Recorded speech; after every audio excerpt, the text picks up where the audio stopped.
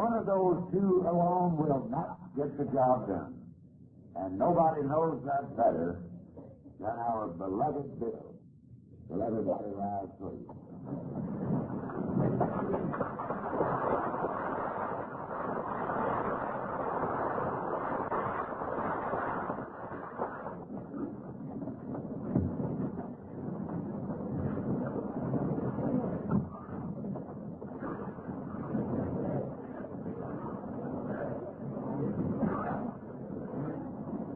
Now that we're assembled here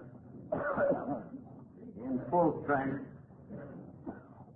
and in all the joy of this superb occasion, I first want to renew my thanks to all who have made it possible, to Jack and his committee, to each one of you,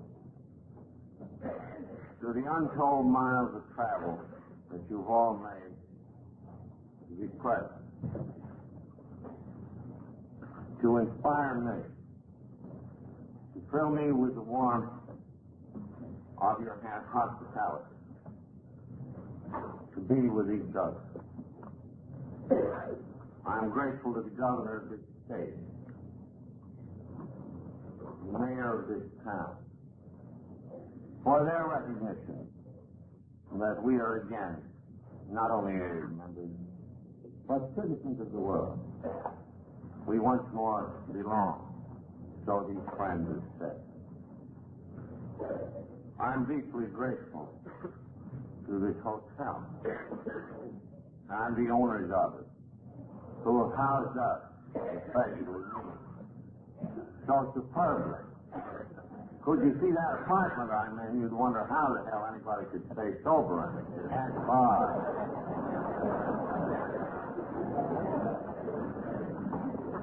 As for me, I come here in great gratitude, not only for the many tokens of your generosity and affection that I have received in the past, but for what you are making possible for my sponsor, Evie, just as much the founder of AA as I, or any of the store without whom this thing couldn't have been. So again, I recall my deep gratitude, and I can find no better words to say it.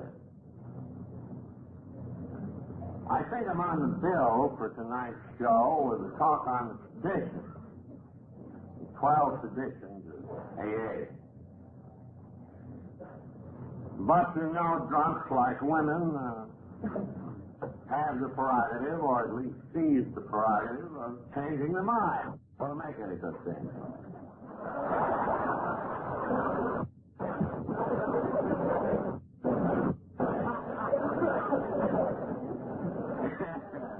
Since this is a banquet, something very festive, I think the traditions 1 to 12 would be a little too grim. Might bore you a little. As a matter of fact, speaking of traditions, when they were first written back here in 1945 or 6, as sort of a tentative guide to help us to hang together and function, nobody paid any attention except a few beginners who wrote me what the hell mail about it. Nobody paid the slightest. But little by little, as these traditions got around, and we had our clubhouse squabbles, our group rifts, this difficulty and that, it was found that the traditions indeed did reflect experience and were guiding principles. So they took on a little more, and a little more, and a little more, so that today the average AA coming in the door learns at once what they're about, what kind of an outfit he really has landed in, by what principles his group and AA as a whole are going. But as I say the dickens with all that, I just like to spin some yarns, and they will be a series of yarns which cluster around the preparation of the good old book, Alcoholics Anonymous. Some people reading the book now, they say, well, this is the AA Bible. And when I hear that, it always makes me shudder. Because the guys who put it together weren't a damn bit biblical. I think sometimes, the drunks have an idea that these old-timers went around with almost visible halos and long gowns, and they were full of sweetness and light. Oh, boy, how inspired they were. Oh, yes. But wait till I tell you. I suppose the book yarn really started in the living room of Doc and Annie Smith. As you know, I landed there in the summer of '35. A little group caught hold. I helped Smithy briefly with it, and he went on to found the first AA group in the world. And as with all new groups, it was nearly all failure. But now and then, somebody saw the light, and there was progress. Tempered, I got back to New York, a little more experience. The group started there. And by the time we got around to 1937, the thing had leaked a little over into Cleveland, and it began to move south to New York. But it was still, we thought in those years of flying blind, a flickering candle indeed that might at any moment be snuffed out. So on this late fall afternoon in 1937, Smithy and I were talking together in his living room and sitting there by the gas log. And we began to count notes. How many people had safe drive in Akron, in New York, maybe a few in Cleveland? How many had safe drive and for how long? And when we added up that score, true, it was a handful. I don't know, 35, 40 maybe. But enough time had elapsed on enough really fatal cases of alcoholism so that when we grasped the import of these small statistics, Bob and I saw for the first time that this thing was going to succeed. That God in His providence and mercy had thrown a new light into the dark caves where we and our kind had been and were still by the millions dwelling. I never can forget the elation and ecstasy that seized us both. And then we fell happily talking and reflected. We reflected that, well, a couple of score of them, but it's taken 3 long years. There's been an immense amount of failure, but a long time has been taken just to sober up this handful. How could this handful carry its message to all those who still didn't know? Not all the drunks in the world could come to Akron or to New York. How could we transmit our message to them? By what means? Maybe we thought we should go to the old-timers in each group, or send them nearly everybody, find a sum of money, somebody else's money, of course, and say to them, well, now take a sabbatical year off your job, if you have any, And you go to Keokuk and to Omaha and to Chicago and to San Francisco to Los Angeles and wherever it may be, and you give this thing a year and get a group started. It had already got evident by then, for we were just about to be moved out of the city hospital in Akron to make room for people with broken legs and ailing livers, that the hospitals were not too happy with that. We tried to run their business perhaps too much, and besides, drunks were apt to be noisy in the night, and there were other inconveniences, which were all familiar. So it was obvious that drunks being such unlovely creatures, we would have to have a great chain of hospitals. And as that dream burst upon me, it sounded good, because you see, I've been down in Wall Street in the promotion business. And I remember the great sums of money that were made as soon as people got this chain idea, you know, the chain drugstores, the chain grocery store, the chain dry goods store. Why not chain drunk tanks and let us mix it all? So we needed some missionaries, subsidized. We needed a chain of drunk tanks. That got very clear. Awful clear to me. Bob is a conservative type of Yankee. I don't think he was quite so fast for those items, but I was very insistent. It would take a pile of dough to finance all this, but after all, with this brand new light shining in our dark world, we just squirted in the eyes of rich guys and made up with the dough. Besides, we reflected, we'd have to get some kind of literature. Up to this moment, not a syllable of this program, so far as I know, was in writing. And it was a kind of a word-of-mouth deal. With variations according to each man or woman's fancy.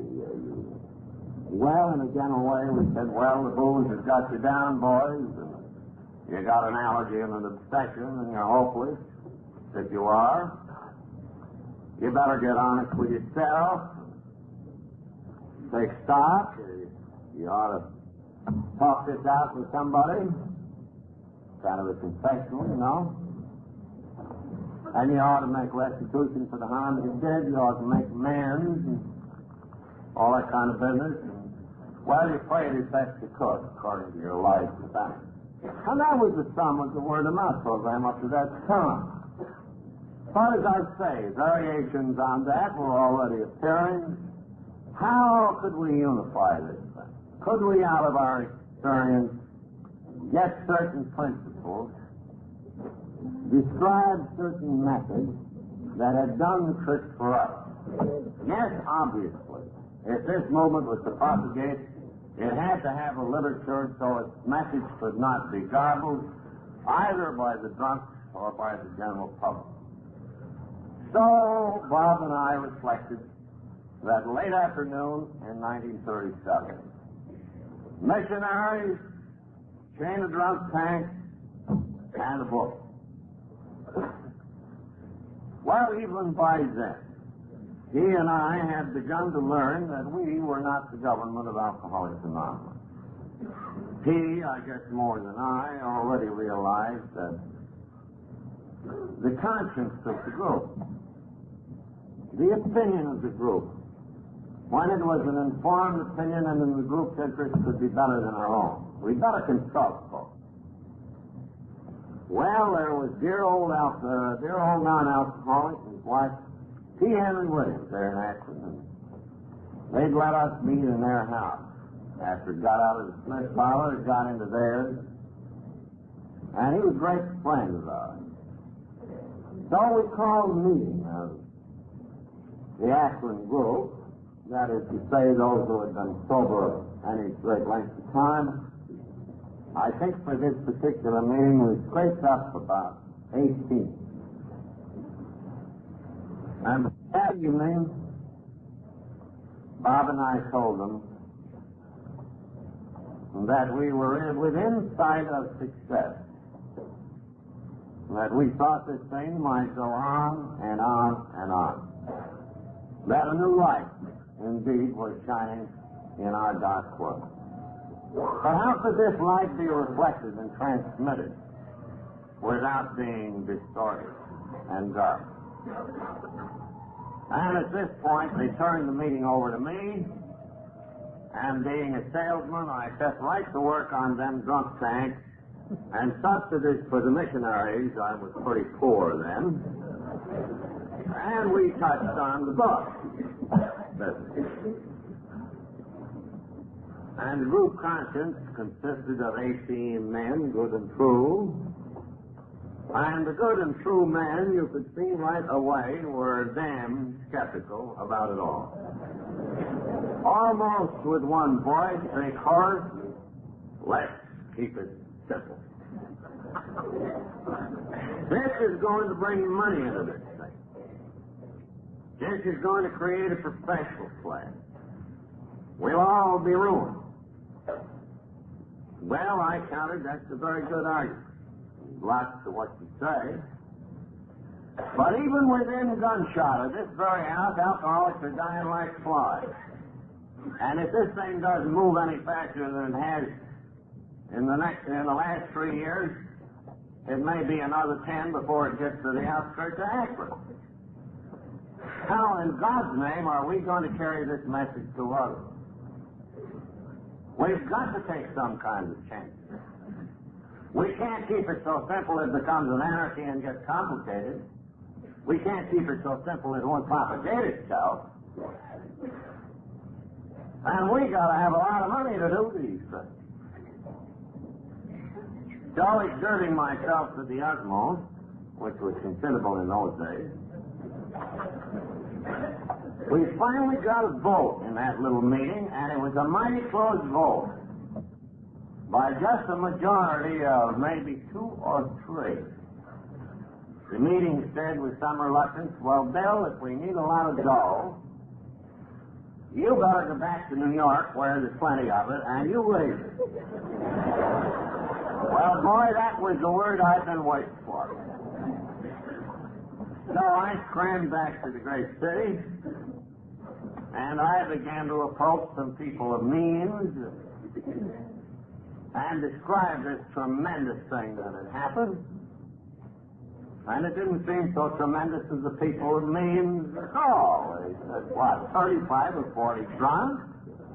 Sobered up? They have sobered them up before now, you know. And besides, Mr. Wilson, don't you think it's kind of sweeping up the shavings? I mean, wouldn't there something for the Red Cross be better? In other words, with all of my most ardent solicitation, I got one hell of a freeze from the gentleman of wealth. Well, I began to get blue. And when I began to get blue, my stomach kicked up as well as other things. And I was laying in bed one night with an imaginary ulcer attack. Used to have them all the time. I had one at the time that felt separate. And I said, my God, we're starving to death here at Clinton Street. By this time, the house was full of drunks. They were eating us out of house and home. In those days, we never believed in charging anything for anybody for anything, so Lois was earning the money. I was being a missionary, and the drunks were eating meals. This can't go on. We got to have them drunk tanks, we got to have them missionaries, and how we got to have them missionaries, and we got to have a book. That's for sure. Well, the next morning, I crawled into my clothes, and I found my brother-in-law. He's a doctor, and he is about the last person who stuck to me when the chip was way, way down. The only one, save, of course, dear Lois. Well, I said I'll go up and see Leonard. So I went up to see my brother-in-law, Leonard. He pried out a little time between the patients coming in up there. And I started my awful bellyache about these rich guys who wouldn't give us any dough for this great and glorious enterprise. So well on its way.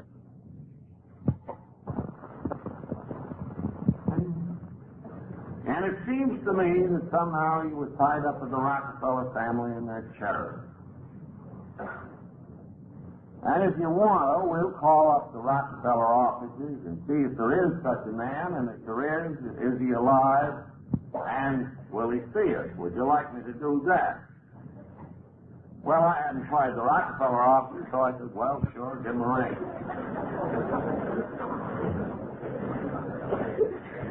On what slender threads our destiny sometimes hangs. Remember, my brother-in-law said I knew a girl, and I think she had an uncle. So the call was made.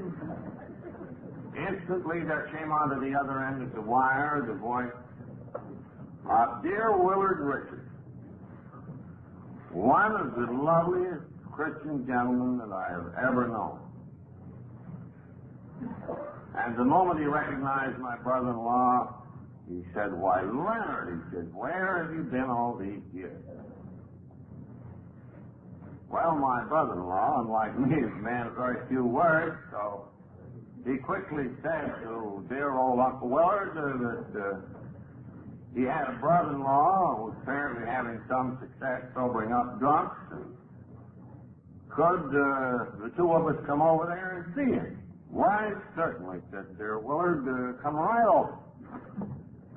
So we go over to Rockefeller Plaza, we go up that elevator, 54th flight, 56, I guess it is, and we walk plump into Mr. Rockefeller's personal offices, asked to see Mr. Richards. And here's this lovely, benign old gentleman, who nevertheless had a kind of shrewd twinkle in his eye. So I sat down and told him about our exciting discovery. This horrific cure for alcoholics that had just hit the world. How it worked. What we had done. And boy, this was the first receptive man with money or access to money. Remember, we were in Mr. Rockefeller's personal office at this point. And by now, too, we had learned that this was Mr. Rockefeller's closest personal friend, perhaps. So he said, why, yes, said I. Much interested. Would you like to have lunch with me, Mr. Wilson? Well, now, you know, for a rising promoter, that sounded pretty good. We're going to have lunch with best friend of John D. Things were looking it up. My ulcer attack disappeared.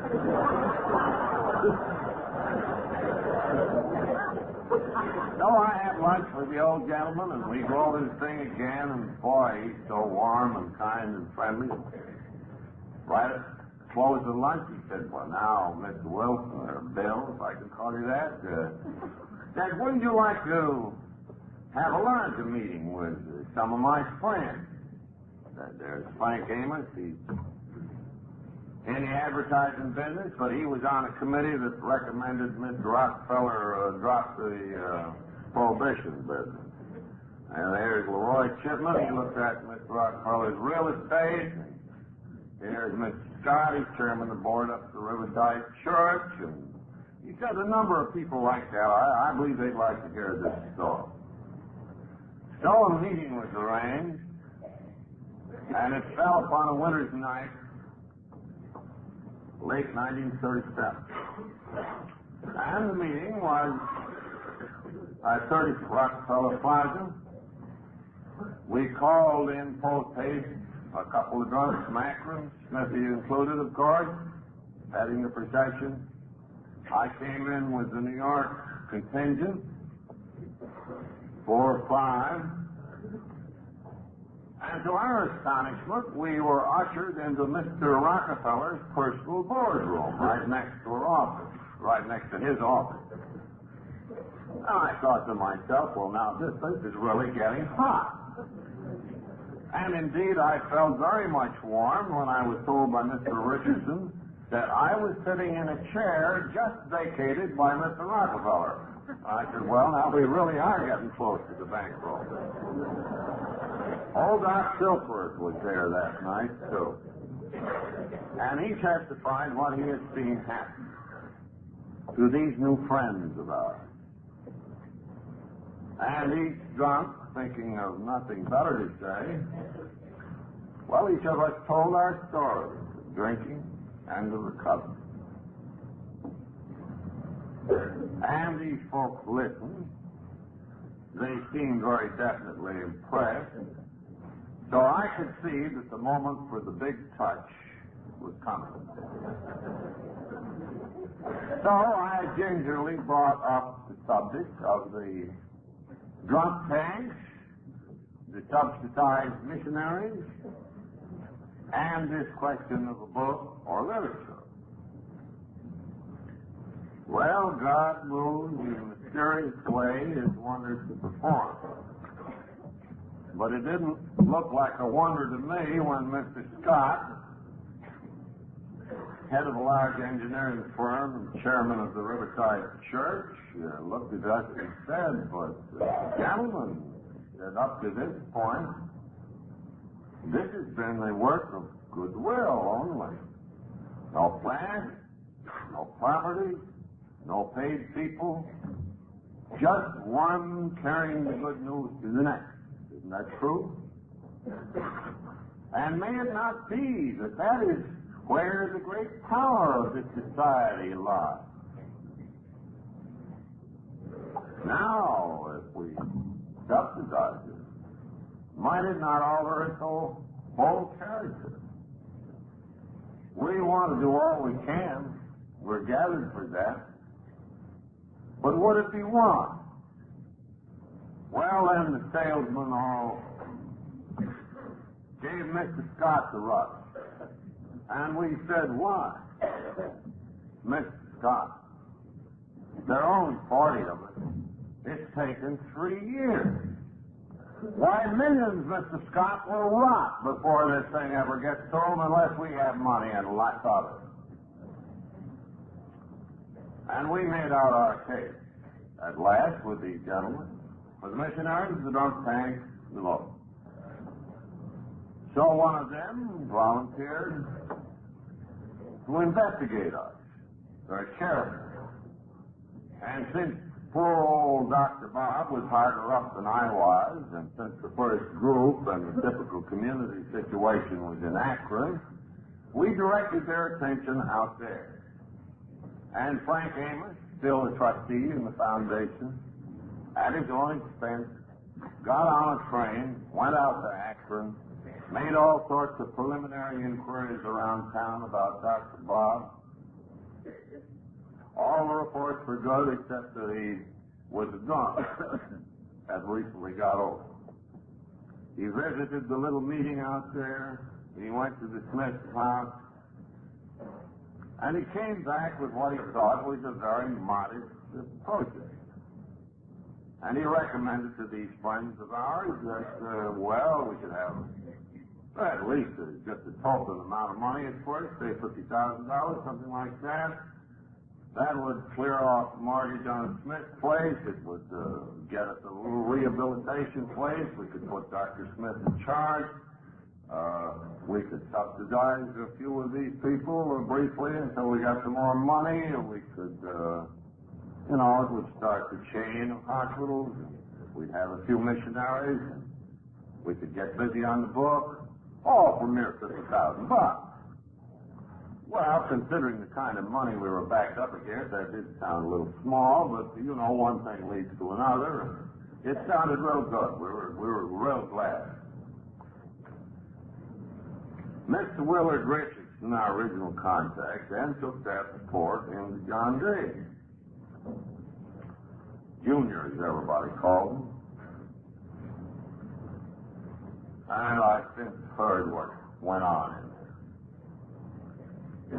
Mr. Rockefeller read the report, called Willard Richardson back, and he said, somehow I am strangely stirred by all this. This interests me immensely. And then looking at his friend Willard, he said, but isn't money going to spoil this thing?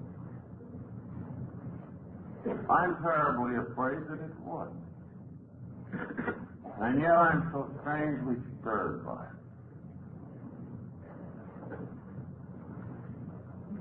Then came another turning point in our destiny. When that man whose business is giving away money said to Willard Richardson, no, he said, I won't be the one to spoil this with money. You say these two men who are heading it are a little strapped. I'll put $5,000 in the Riverside Church Treasury. You folks can form yourselves into a committee and draw on it as you like. But please don't ask me for any more. But I want to hear what goes on. Well, the $50,000 then shrunk to $5,000. We raised the mortgage on Smithy's house for about $3,000. That left $2,000, and Smithy and I commenced chawing on that $2,000. Well, that was a long way from the strings on the drunk tank, books, and missions. What in thunder would we do? Well, we had more meetings with our newfound friends. Amos, Richardson, Scott, Chiplin, and those fellas who stuck with us to this day, some of them now being gone. And in spite of Mr. Rockefeller's advice, we again convinced these folks that this thing needed a lot of money. What could you do without it? So, one of them proposed, well, why don't we form a foundation, something like the Rockefeller Foundation? Well, I said, I hope it'll be like that with respect to money. And then one of them got a free lawyer from Ely Hill Root's firm who was interested in the thing. And we ought to ask him to draw up an agreement of trust, a charter, for something to be called the Alcoholic Foundation. Why we picked that one, I don't know. I don't know whether the foundation was alcoholic. It was the Alcoholic Foundation, not the Alcoholic Foundation. No. And the lawyer was very much confused because in the meeting in which we formed the foundation, we made it very plain that we drunks did not wish to be in the majority. We felt that there should be non-alcoholics on the board, and they ought to be in a majority of one. Well, indeed, said the lawyer, what is the difference between an alcoholic and a non-alcoholic? And one of our smart drunks says, well, that's the thing. A non-alcoholic is a guy who can drink, and an alcoholic is a guy who can't drink. Well, said the lawyer, how do we state that legally? I wouldn't know. So at length we had a foundation and a board, which I think then was of about 7, consisting of 4 of these new friends, including my brother-in-law, Mr. Richardson, Chiplin, Amos, and some of us drunks. I think Smithy went on the board, but I kind of coyly stayed off it, thinking it would be more convenient later on. So we had this wonderful new foundation. These friends, unlike Mr. Rockefeller, were told that we needed a lot of dough. And so our salesmen around New York started to solicit the money. Again, from the very rich. And we had a list of them, and we had credentials and letters from friends of Mr. John C. Rockefeller. How could you miss? I asked you, sir. The foundation had been formed in the spring of 1938, and all summer we solicited the rich. Well, they were either in Florida, or they preferred the Red Cross, or some of them thought the drunks were disgusting. And we didn't get 1 damn cent in the whole summer of 1938. Praise God.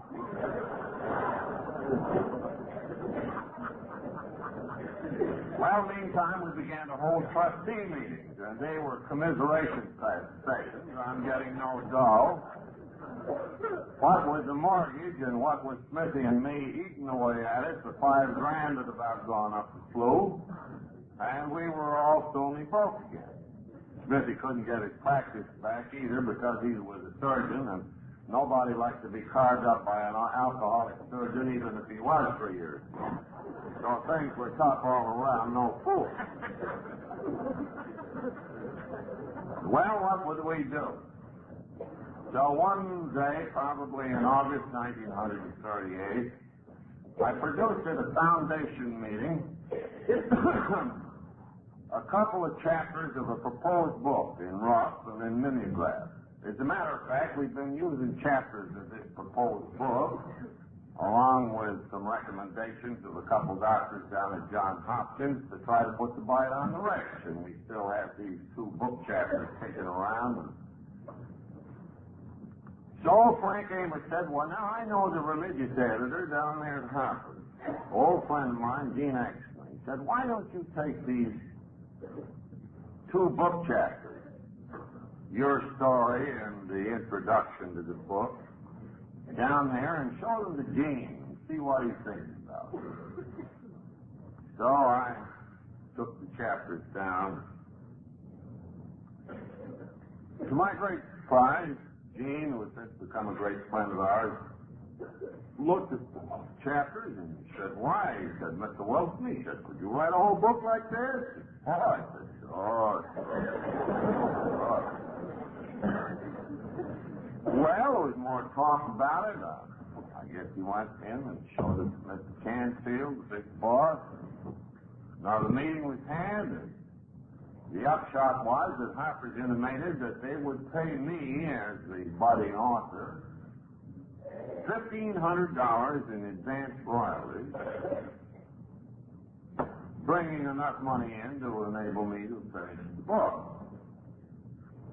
Well, I felt awful good, about that. It made me feel like I was an author, a comer maybe.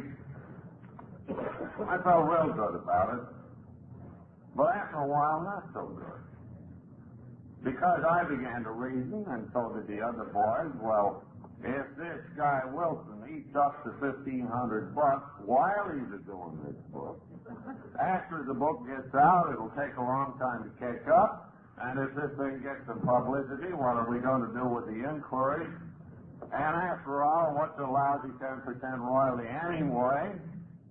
Well, the $1,500 still looks pretty big to me.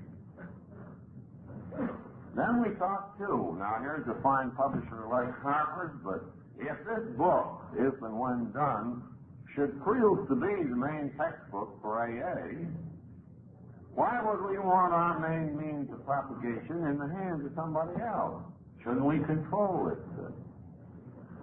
Well, at that point, the book project really began to get hot. It began to take off. Why? We said what we ought to do is to form a book company, a publishing company, a corporation.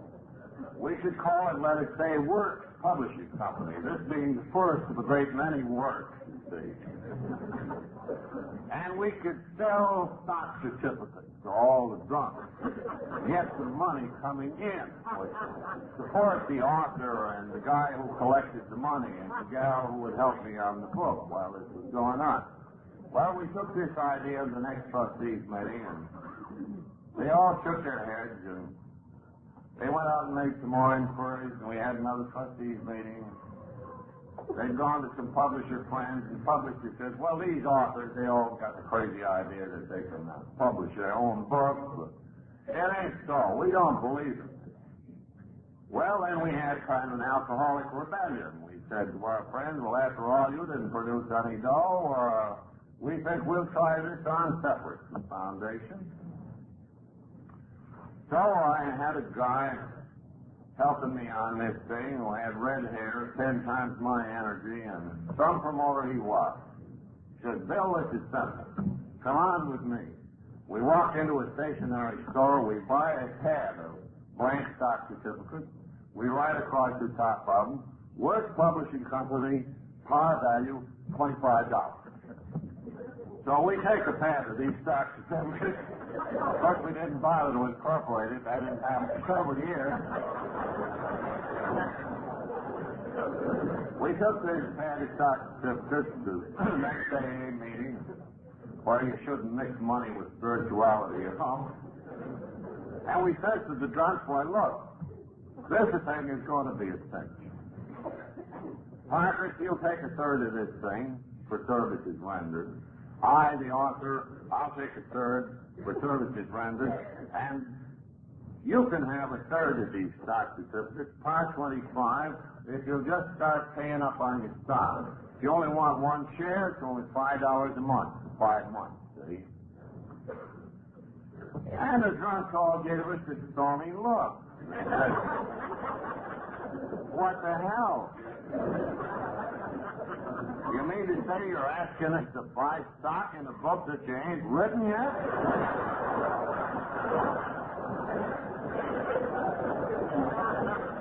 Why, sure, we said. If Harper's will put money in this thing, why shouldn't you? Harper said it's going to be a good book. But the drunk still gave us the stony stick. No salt. Well, we had to think up some more arguments. So we said, well, we've been looking about the printing cost of the books, boys. We get a book here, 400, 450 pages. It ought to sell for about $350.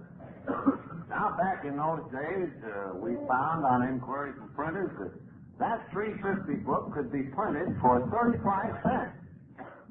Making 1,000% profit. Of course, we didn't mention the other expenses, just the printing cost. So, boys, just think of it. When these books move out in carload lots, we're printing them for 35 cents and we're selling them direct mail. $350. How can you lose? The drunk still gave us stony. No, stone. Well, we figured we had to have a better argument than that.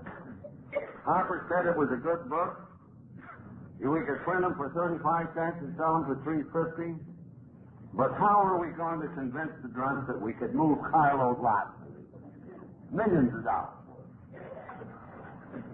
So we get the idea we'll go up to the Reader's Digest. And we got an appointment with Mr. Kenneth Payne, the managing editor up there. Gee, I never forget the day we got off the train up to Pleasantville and went over to his office, ushered in. We excitedly told him the story of this wonderful budding society. We dwelled upon the friendship of Mr. Rockefeller and Harry Emerson Fosdick. We were traveling in good company, Mr. Payne. And the society, by the way, was about to publish a textbook, then in process of being written. And we were wondering, Mr. Payne, if this wouldn't be a matter of tremendous interest to the Reader's Digest. Having in mind, of course, that the Reader's Digest had a circulation of 12 million readers. And if we could only get a free ad of this coming book in the Reader's Digest, we really would move some, you see. We really would move some, you see. Well, Mr. Payne said, this sounds extremely interesting. He said, I like this idea. Why? I think it will be an absolutely ideal piece for the Digest. Well, how soon do you think this new book will be out, Mr. Wilson? Well, I said, we got a couple chapters written, and said if we can get right at it, Mr. Payne, probably this being, let us say, October, we ought to get this out by April next May. Why, Mr. Payne said, I'm sure the Digest would like a thing like this, Mr. Wilson. He said, I'll take it up with the editorial board. And he said, when the time is right, and you get all ready to shoot, come on up and we'll put a special feature writer on this thing and we'll tell all about your style. And then my promoter's friend said, but Mr. Payne, will you mention the new book in the piece? Oh, yes, Mr. Payne mentioned the new book. That's all we need. Then we went back to drunks and said, now look, boys, there are positively millions in it. How can you mix? Harper says it's going to be a good book. We buy them for 35 cents from the printer. We sell them for $3.50. The Reader's Digest is going to give us a free ad in a piece, and boys, they'll move out by the carload. How can you miss? And after all, we only need $4,000 or $5,000. So then we began to sell the shares of Works Publishing, not yet incorporated, par value $25, $5 a month to poor people. Some people could buy as many as one guy bought 10 shares. We sold a few shares to non-alcoholics. And my promoter friend, who was to get a third interest, was a very important man in this transaction because he went out and kept collecting the money from the drunks so that little Ruthie Hawk and I could keep working on the book, and so Lois would have some groceries, although she was still working in that department store. So the preparation started. And some more chapters were done, and we went into AA meetings in New York with these chapters in the rough. Well, it wasn't like chicken in the rough. The boys didn't eat those chapters up at all. I suddenly discovered that I was in a terrific whirlpool of argument. I was just the umpire, and finally had to stipulate, well, boys, over here you got the holy rollers who say we need all the good old-fashioned stuff in the book, and over here you tell me we got to have a psychological book, and that never cured anybody, and they didn't do much with drugs in the missions. So I guess you'll have to leave me just to be the umpire. I'll scribble out some roughs here and show them to you, and let's get the comments in. So we fought, bled, and died our way through one chapter after another. We sent them out to Akron, and they were peddled around, and there were terrific hassles about what should go in this book and what not. Meanwhile, we set drunks writing their stories, or having newspaper people that we had write stories for them to go in the back of the book. We had an idea we'd have a text, and then we'd have stories all about the drunks who were staying sober in the back. Move it up. So then came that night when we were up around that chapter 5. As you know, I'd gone all on about myself, which was natural after all. And then we did a little introductory chapter, and we dealt with the agnostic, and we described alcoholism, but boy, we finally got up to the point where we really had to say what the book was all about and how this deal worked. Well, as I told you, this was a 6-step program then. On this particular evening, I was lying in bed in Clinton Street wondering what the deuce this next chapter would be about. The idea came to me, well, we need a definite statement, a concrete principle that these drunks can't wiggle out from. Can't be any wiggling out of this deal at all. And this 6-step program has 2 big gaps in between. They'll be wiggling out. Moreover, if this book goes out to distant readers, they have got to have an absolute explicit program by which to go. Well, while I was thinking these thoughts, and while my imaginary ulcer was paining me, and while I was mad at hell at these drunks because the money was coming in slow, some at the stock and weren't paying up, a couple of guys come in and they gave me a big argument, and we yelled and shouted, and I finally went down and laid on the bed with my ulcer, and I said, poor me. Well, it was a pad of paper by the bed, and I reached for that, and I said, well, now you got to break this program up into small pieces so they can't wiggle out. So I started writing, trying to bust it up into little pieces. And when I got the pieces set down on that piece of yellow paper, I put numbers on. I was rather agreeably surprised when it came out at 12. I said, well, that's a good significant figure in Christianity and mystic lore. Then I noticed that instead of leaving the God idea to the last, I got it up front, but I didn't pay much attention to that. Looked pretty good. Well, the next meeting comes along, I'd gone on beyond the steps, trying to amplify them in the rest of that chapter, and I took that chapter as a step in the meeting, and boy, pandemonium broke loose. What do you mean by changing the program? What about this? What about that? This thing is overloaded with God. We don't like this. You got these guys on their knees. Stand them up. This thing, a lot of these drunks are scared to death of being God. Then let's take God out of it entirely. Such were the arguments we had. Well, out of that terrific handful, about the 12 steps, there did come a 10th strike. That argument caused the introduction of a phrase which has been a lifesaver by thousands. It was certainly none of my doing. I was on the pious side then, you see, still suffering from this big hot flash of mine. The idea of God as you understand Him came out of that perfectly ferocious argument. And we put that into the steps. Well, little by little, the thing ground down, and little by little, the drunks put in the money, and we kept an office open over in Newark, which was the office of a defunct business that I tried to establish my friend in. The money ran low at times, though, and little Ruthie Hot worked for no pay. We gave her plenty of stock in the works publishing, of course. You know, all you had to do was tear it off the pad, par 25, have a week's salary here.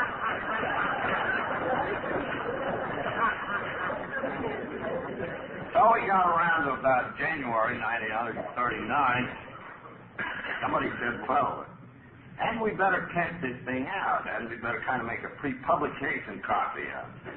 Monolithic or mimeograph copy of this text and a few of these stories that had come in. Try it out, you know, on the preacher, on the doctor, Catholic Committee on Publication, psychiatrists, policemen, fishwives, housewives, drunks, everybody. Just to see if we got anything that goes against the grain any place, and also to find out if we can't get some better ideas here. So at considerable expense, we got this pre-publication copy made, and we peddled it around, and the comments came back, some of it very helpful, and went, among other places, to the Catholic Committee on Publication in New York. And at that time, we had only one Catholic member to take it there, and he just got out of the asylum and hadn't done anything to do with preparing the book. And to our great surprise,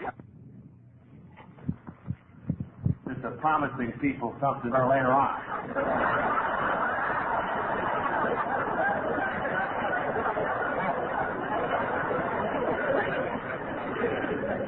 Well, so the book had passed months. And the stories came in, somehow we got them edited. Somehow we got the galley together. We got up to the printing contract. Well, meanwhile, the drunks had been kind of slow on those subscription payments. The thing a little further on, I was able to go up to Charlie's Town, where old Doc Silford held forth. Charlie believed in us mightily. So we had put the slug on Charlie for $2,500. Charlie didn't want any stock. He wanted a promissory note. On the book, not yet written. So we tapped Charlie for $2,500, which we routed around through the Alcoholic Foundation so it could be tax exempt, you understand? So all told, we had blown in, supporting 3 of us in an office to do this job in these 9 months, upwards of $6,000, and the money, the till was getting very low. Well, we still had to get it printed. So we go up to Cornwall Press, the largest printer in the world, where we had made previous inquiry, and we asked about printing, and, oh yes, they'd be very glad to do it, and how many books would we like? Well, we said, that's very hard to estimate. Of course, our membership is very small at the present time. We won't tell many of the membership, but after all, the Reader's Digest is going to print a plug about it. To 12 million readers, this book should go out in carloads, Mr. Printer. And Mr. Printer was none other than dear old Mr. Blackmore. one of our great friends. And Mr. Blackwell said, well, boys, how much of a down payment going to make? How many books would you like printed? Well, we said, we'll be conservative. Let's print 5,000 of them just to start. And Mr. Blackwell said, well, what are you going to use for money? Well, we said, well, we won't need much. I imagine a few $100 on account. Be all right with you, Mr. Blackwell. Of course, after all, we're traveling very good company. You know, friends of Mr. Rockefeller's and all that. So Blackwell started printing the 5,000 books. Plates were made and the galleys were read. Gee, all of a sudden we thought of the Reader's Digest. So we go up to the Reader's Digest. We walk in on Mr. Kenneth Payne, and we said, Mr. Payne, we're all ready to shoot. And Mr. Payne said, shoot what? Oh, yes, he said, I remember you, Mr. Parkhurst and Mr. Wilson. You were the gentleman up here last fall. He said, I told you that I thought the Reader's Digest would be interested in this new work and in this book. But he said, right after you were here, I consulted our editorial board, and to my great surprise, they didn't like the idea at all, and I forgot to tell you. Boy, we had the drunks with $4,500 in it. Charlietown took for $2,500. On the cuff with the printer. Maybe $500 left in the bank. What in the deuce would we do? Well, this fellow Morgan Ryan, the good-looking Irishman that had taken the book over the Catholic Committee on Publication, had been, in earlier time, a good ad man. He said, I know Gabriel Heater.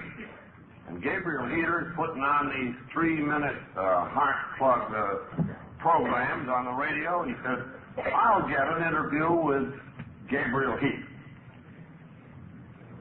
Maybe he'll interview me on the radio about all this. So our spirits rose once again. And then all of a sudden, we had a big chill. We thought, well, supposing this Irishman got drunk before Heater interviewed him. So he went over to see Heater, and lo and behold, Heater would interview him. And then we got still more scared. So we rented a room in the Downtown Athletic Club, and we put Ryan in there with the day and night guard for 10 days.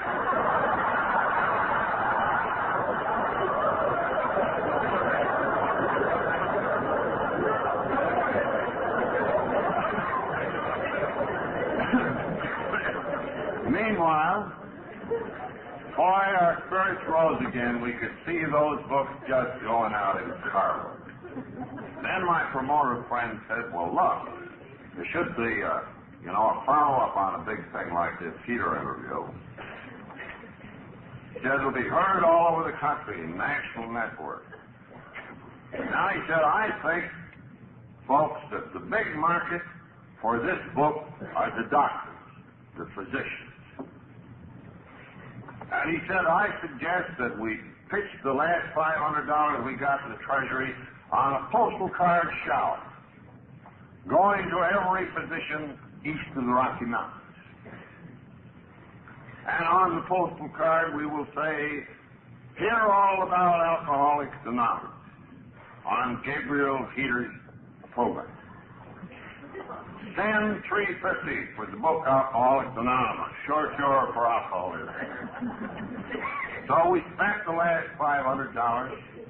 The postal card shower went out. They managed to keep Ryan sober, although he since hasn't made it. All the drunks had their ears glued to the radios.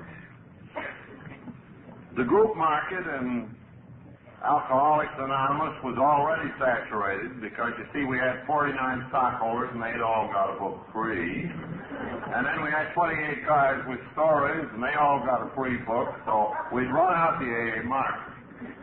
But we could see it moving out in carloads to these doctors and their patients. Sure enough, Ryan is interviewed. Peter pulls out the old tremolo stop, and we could see them book orders coming back in Carlin. Well, we just couldn't wait to go down to old post office box 658, Church Street Annex. The address printed in the back of the old book. We hung to it for about 3 days, and then my friend Hank and little Ruthie Hawk, that some of you remember, and I went over, and we looked in box 658. It wasn't a locked box. You just looked through the glass. And we could see in there a few of these postal cards. I had a terrible sinking sensation. But my friend, the promoter, he said, "Boy, Bill," he said, "they can't put all that stuff in the box." He said, "They got mail bags full of it out there."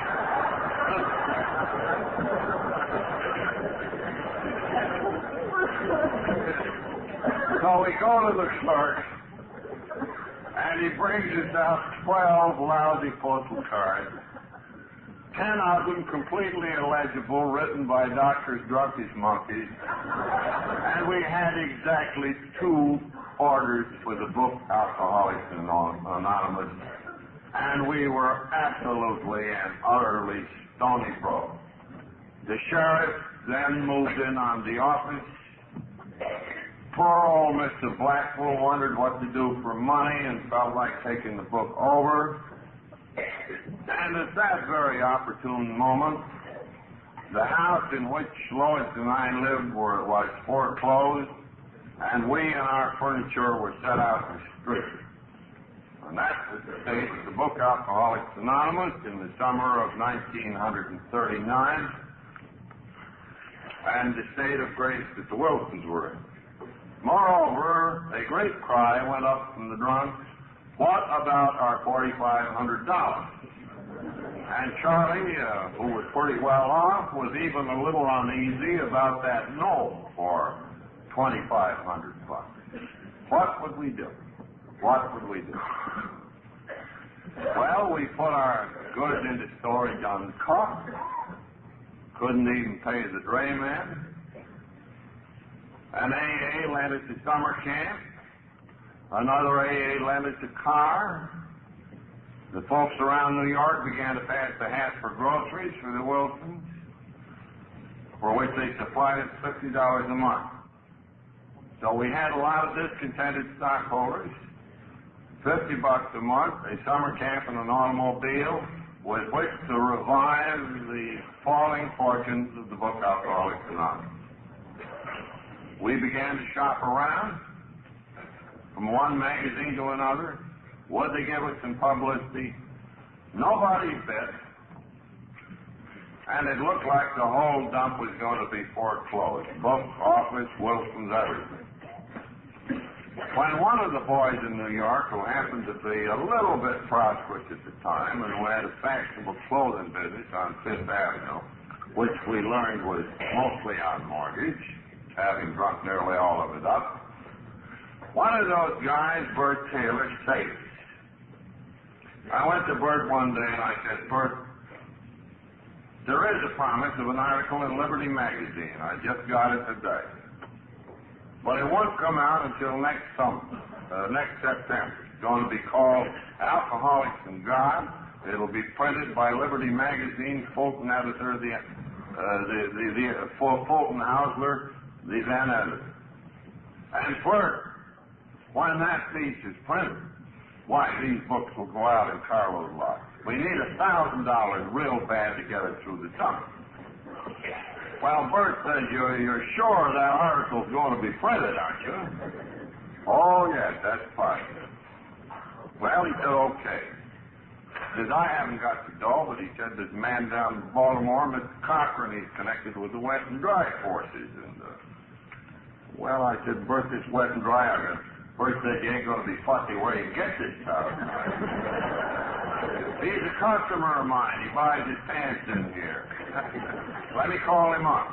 So Bert gets on long-distance phone with Mr. Cochran in Baltimore, very wealthy man, and he said, "Mr. Cochran," he said, "from time to time, said, I mentioned this Alcoholic Fellowship, which I belong. Mr. Carter said, yes, Mr. Taylor.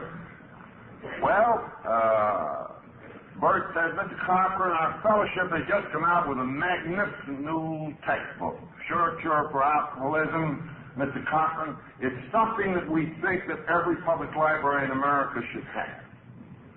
And Mr. Cochran, the retail price of the book is $2.50, but Mr. Cochran, if you just buy a couple of thousand of those books and put them in the large library, of course, we would sell for that purpose at a considerable discount. Well, Mr. Cochran said he didn't think he'd care to do that.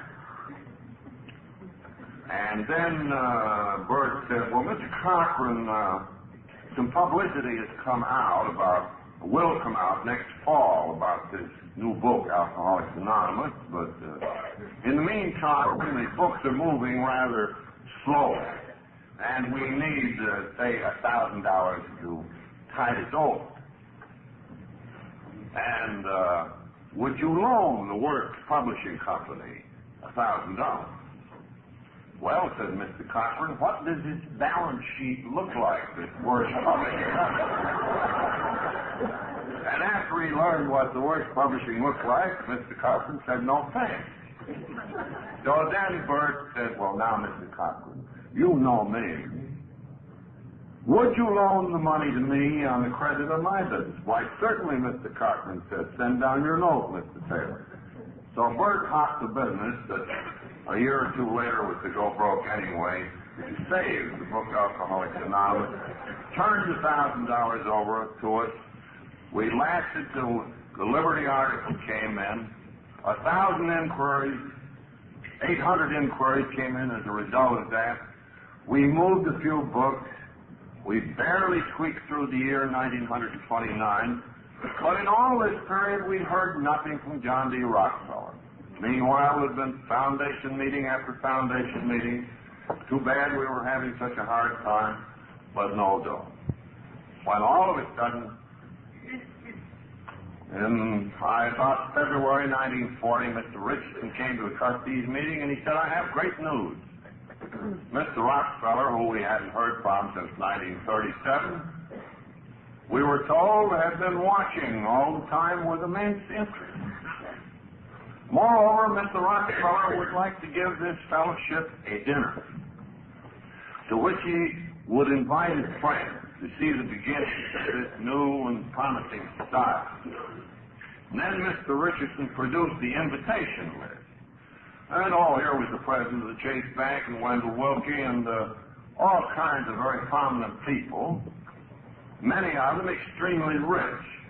I mean, a quick look at the list, I figured would add up to a couple of $1 billion. So we thought maybe, at last, there would be some money inside. So the dinner came.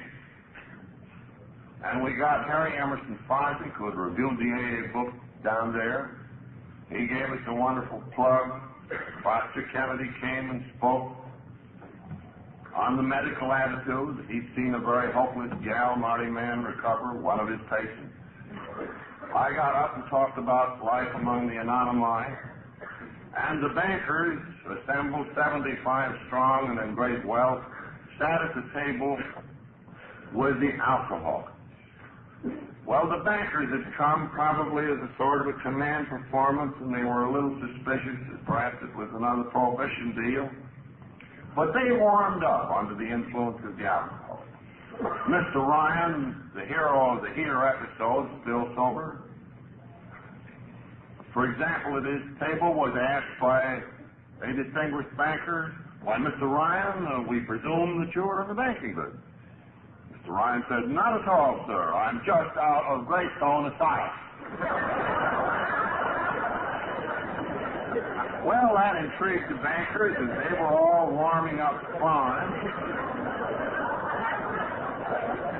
But unfortunately, Mr. Rockefeller couldn't get to the dinner. He was sick, actually quite sick that night. And he sent his son, a wonderful gent, Nelson Rockefeller, in his place instead. And after the show was over, and everybody was in fine form, and we were all ready again for the big touch.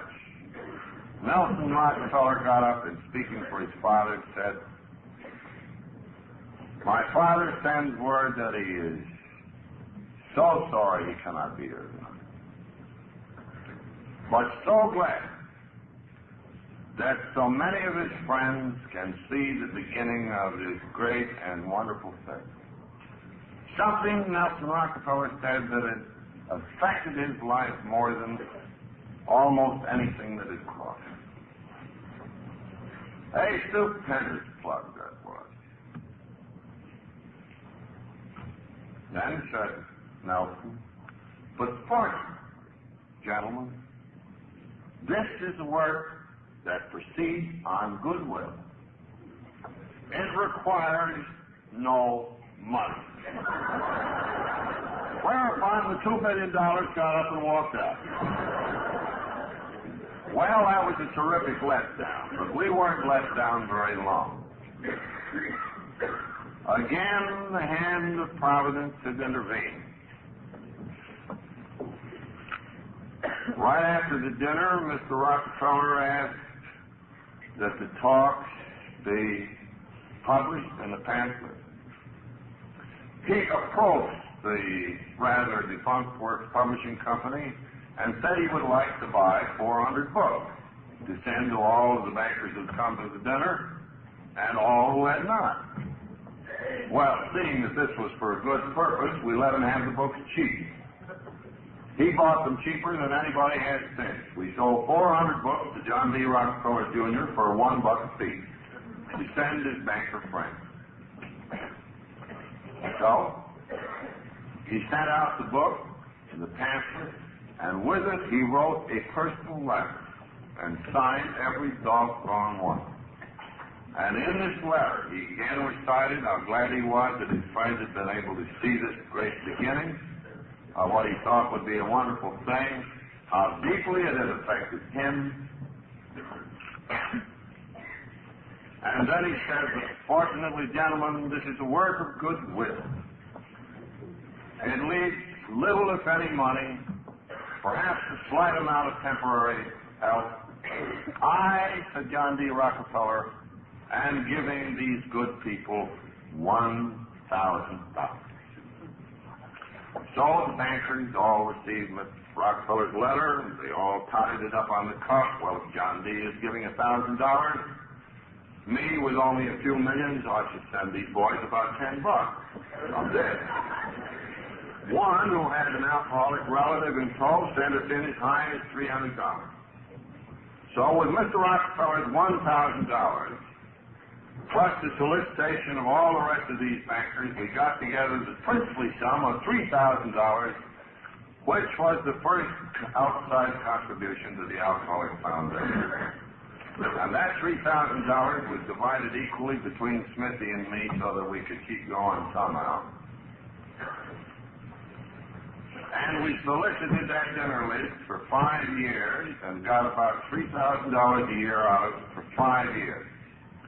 And at the end of that time, we were able to say to Mr. Rockefeller, "We don't need any more money.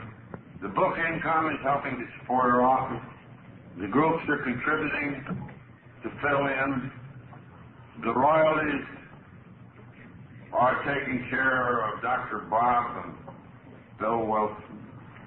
We don't need any more money." Now you see, Mr. Rockefeller's decision not to give us money saved his society. He gave of himself. He gave of himself at a time when he was under public ridicule for his views about alcohol. He said to the whole world, "This is good." The story went out on the wires all over the world. People ran into the bookstores to get the new book, and boy, we really began to get some book orders. An awful lot of inquiries came into the little office there at Beebe Street. The book money began to pay to answer them. We hired one more help. There was Ruthie, another gal, and me. And then comes Jack Alexander with a terrific article in the Saturday Post. Then came an immense flood of inquiries. or 7,000 of them, and Alcoholics Anonymous has become a national institution. Such is the story of the preparation of the book Alcoholics Anonymous, and of its subsequent effect. You all have some notion. The proceeds of that book have repeatedly saved the office in New York.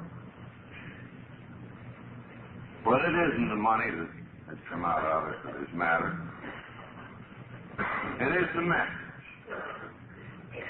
that it carries in, that has transcended the mountains and the sea, and is even at this moment lighting candles in dark caverns